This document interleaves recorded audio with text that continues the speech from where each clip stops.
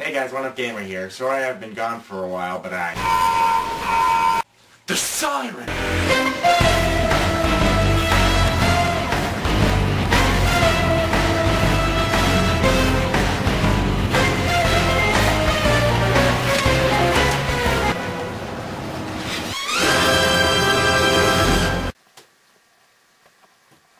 A little elaborate to get to my basement, but man is it cool! Yes, Chief? Oneupgamer. Multiple times you reviewed games in order to increase the gaming world's knowledge and understanding of things. I yelled at a TV and my dad couldn't keep a camera still. Yes, excellent work. But now we give you something a little more challenging. Thank you? This game was never meant to be released in the US, and it never was. But you, Oneupgamer, shall review it and tell people of its interesting history, graphics, gameplay, yada yada yada. And if I fail? A psychopath will blow up a truck. Meh. Full of kittens. I'm actually more of a dog person. And Sega Saturns. I'll do it! Spy vs. Spy 2 on the NES. Now I know what you were thinking. Oneupgamer, there is no Spy vs. Spy 2 released for the NES. This is fake! Well, guy who looks like me except with a different shirt, you're both right, wrong, and extremely annoying. Let me explain. Spy vs. Spy was a popular cartoon and comic book. It was made into a PC game in 1984 and received an NES port the same year. However, because sales weren't as good in North America as the game designers had hoped, they only released the NES port of the sequel overseas in Japan for the Famicom. However, a ROM of the translated game found its way into the hands of the people at NESdump.com, and they have since then been making reproductions of it. Which is how I have it here today. So let's take a look at this golden piece of gaming history as we dive into Spy vs. Spy 2. How did we get the logo up there? That is awesome! Okay, moving on. So you start up the game, and you're greeted by a colorful title screen with the spies black and white flying in planes and parachuting down to the island below. Now I hope you enjoy this title screen because this is the only translated part of the game! And no, I'm not saying the rest of the game is in Japanese. I'm saying the entire Japanese version of the game was already in English. So this is like the holy grail of title screens right here. So let's take a minute to honor this amazing treasure. Okay, moving on. So the gameplay is pretty simple. You move with the D-pad, cycle through your inventory with the B button, and use and pick up items with the A button. The goal of the game is to find 3 rocket parts found in dirt piles scattered all around the island. Then escape the island by submarine before Black Spy and before time runs out. How do you find these rocket parts? Easy. Completely cycle through your inventory and this will bring up a map. This will show you where to find the rocket parts, Black Spy, and the submarine. But don't think I made it too easy for you, for the island is layered with weapons and traps, and not to mention you and Black Spy can set traps for each other. Now regarding weapons, weapons are usually a ways away from rocket parts, making them a bit harder to find. You'll find a random dirt mound usually, and weapons aren't presented on your map, so it's a 50-50 chance it's a weapon or a trap. What do you do? What do you do? Walk on it and take your death like a man, or run away? It's your choice. But wait, that's not all, because in later levels, you have to deal with water pits that drown you, breakaway bridges, corpses that suffocate you for some reason, and controls being randomly thrown in reverse by Ahmad, the god of backwards controls! Now I know what you're thinking. I've covered objective, I've covered gameplay. It's a simplistic game, so you'd think I'd be done, right? Right? Wrong! There's still one game mechanic I have to cover, so get ready, my friends, as we dive into the combat system! Wait, there were no guns in the game? Oh, that's better. Okay, so I'm gonna be perfectly honest here. The combat is really difficult, at least for me, and in my opinion, it could have been put together a bit better. I could just suck, but, you know, it's just...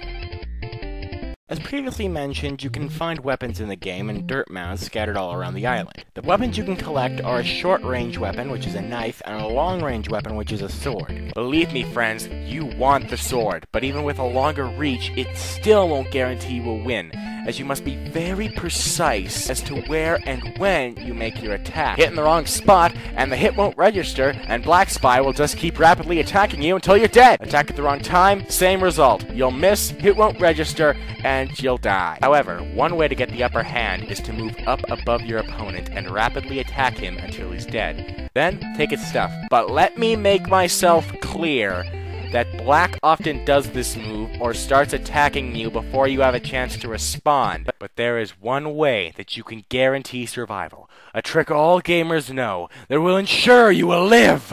Run away like a scared little girl.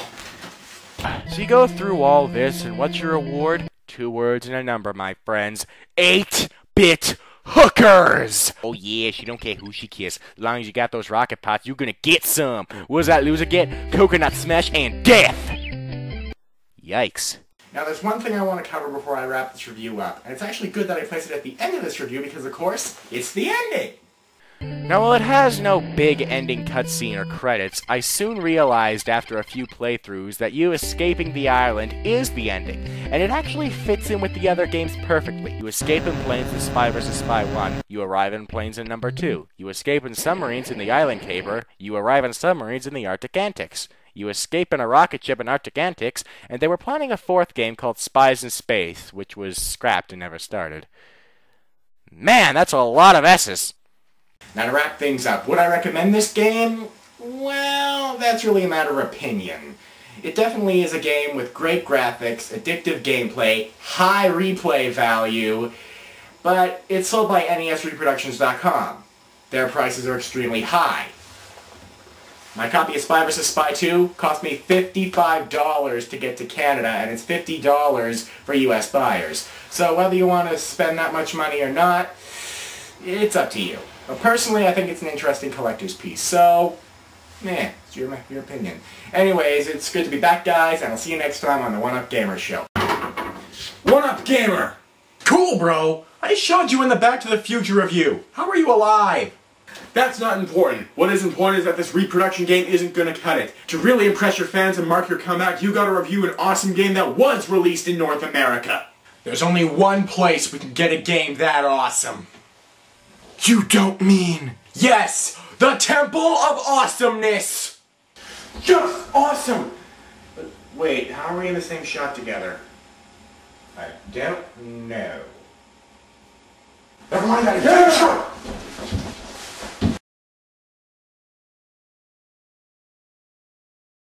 Alright, here we are in the Temple of Awesomeness. Here to get the box of awesomeness, which contains a game of pure awesomeness. That's a lot of awesomeness. For my next review. Hey, there it is. Okay, get it ready, and... Got it, one up. What the... How'd you get this? There was a back door that led to the treasure chamber. I just snuck in and grabbed it. Excellent work, cool bro. Now we can take this back to my house, which we have to walk to. And it's very far away. Wow, I did not think this through. Screw that, I'm calling a cab.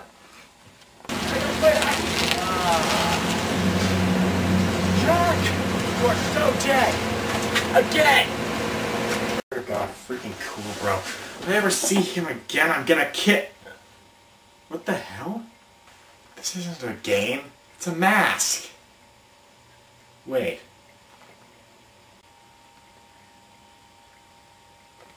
The mask? No way.